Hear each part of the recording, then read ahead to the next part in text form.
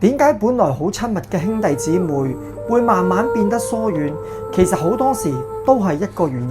兄弟姊妹細個嘅時候啲關係好緊密，大個咗就係因為其中一方不斷去索取去攞便宜。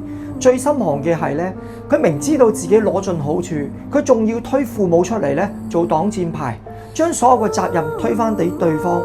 佢係唔識感恩㗎。你以為佢唔知道自己做緊啲乜嘢？其實咧，佢心裏面好清楚，呢種行為最終咧真係會破壞成個家庭嘅關係。冇經歷過嘅人咧，可能佢唔明白，但係經歷過嘅人咧，佢一定懂得，佢一定咧知道呢一種嘅痛。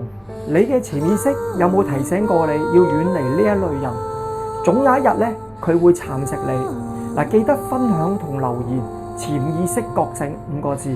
我哋一齊去學習點樣去聆聽內心嘅聲音。